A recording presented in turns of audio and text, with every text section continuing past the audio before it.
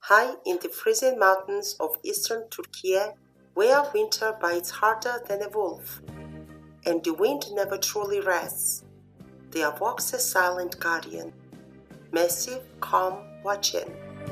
This is the Kars dog, not a show dog, not a city companion, but a mountain soldier. Today we are diving into the powerful world of the Kars guardian dogs, their origins, their connection to Caucasian and Georgian landrace dogs, their strengths and how they protect entire flocks from wild predators. And trust me, by the end of this video, you might see them very differently. If you love powerful guardian breeds and real mountain stories, make sure you like this video, subscribe and turn on the bell, because what you are about to learn is something not many people talk about.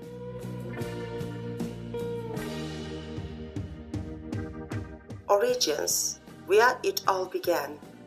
The Kars dog comes from the harsh eastern region of Kars province, near the borders of the Caucasus. This land is high, cold, and unforgiving. Snow covers the ground for months. Wolves roam freely. Bears are not legends, they are reality. For centuries, shepherds in this region needed a dog that could survive brutal winters and stand against powerful predators. So they did not create a breed for beauty, they shaped a warrior for survival. The Kars dog developed as a livestock guardian, living with sheep, sleeping among them, thinking independently, and reacting instantly to danger. These dogs were never pampered. Only the strongest, smartest, and the most stable survived and reproduced. Nature itself selected them. Appearance, why they look like Caucasian or Nagazi. Now here's where things get interesting. When many people first see a Kars dog, they immediately say, "Wait, is not that a Caucasian Shepherd?" The resemblance is real. The Caucasian Shepherd dog, also known as the Caucasian Ovcharka, shares a very similar mountain heritage.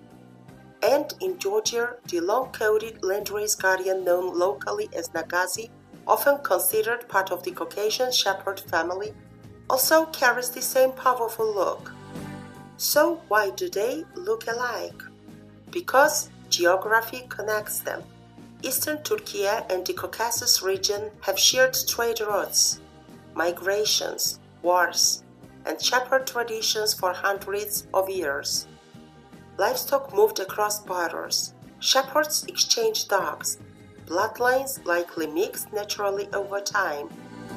There may not be perfect written records, but culturally and geographically the connection makes sense. All of these dogs were shaped by similar conditions: cold mountain climates, large predators like wolves and bears, massive sheep flocks, and the need for independence. That environment creates a certain type of dog: large bones, thick coat, broad head, deep chest, powerful neck. The Kars dog can be long-coated or shorter-coated. Colors vary, often gray, fawn, brindle, or white with patches. Their eyes are calm but alert. Their body language is quiet confidence. They don't bark for drama, they bark when it matters. Strengths and power. How strong are they? Kars dogs are extremely powerful livestock guardians. Males can easily exceed 60-70 kilos, sometimes more in traditional working lines. Their bite force is strong, but more important than bite force is their mindset. They are fearless when it comes to defending their flock. When wolves approach, a Kars dog does not panic. It stands tall. It places itself between danger and the sheep. It uses deep warning barks first. If it fails, it escalates. Usually predators prefer not to fight such a massive, confident dog, but make no mistake, these dogs have faced real combat situations. In eastern Anatolia, wolves are not small, yet experience Kars dogs work in coordination, often as a team, to push predators away rather than chase them endlessly. Their job is not to hunt, their job is to protect. How many cart dogs guard 1,000 sheep? Now an important practical question. For a flock of 1,000 sheep, shepherds traditionally use multiple guardian dogs, usually between 4 to 8 dogs depending on terrain, predator pressure, and grazing distance. In high-risk wolf areas, you may see even more. Why so many? Because guardians work in shifts. Some patrol, some rest, some stay close to the flock. A strong team creates a psychological barrier that predators don't want to test.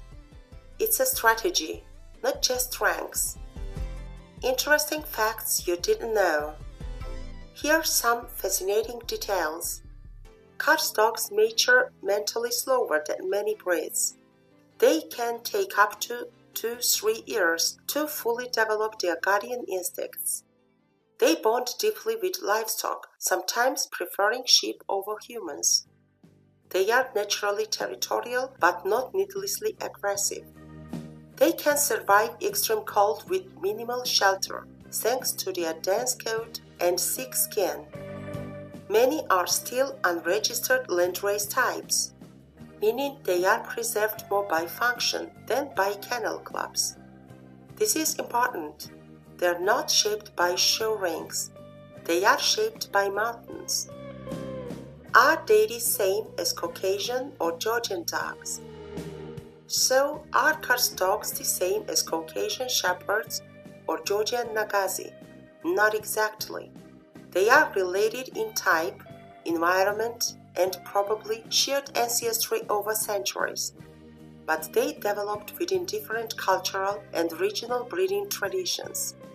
Think of them like mountain cousins, similar blood, different villages, and that's what makes them beautiful.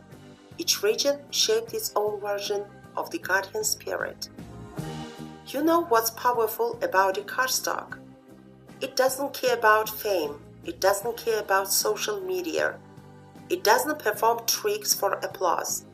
It stands in the snow at 3 a.m., watching over animals that cannot defend themselves. That's quiet strength. That's loyalty without cameras. In the world where many things are loud, the cart dog reminds us that real power can be silent. It teaches us that protection is not about aggression.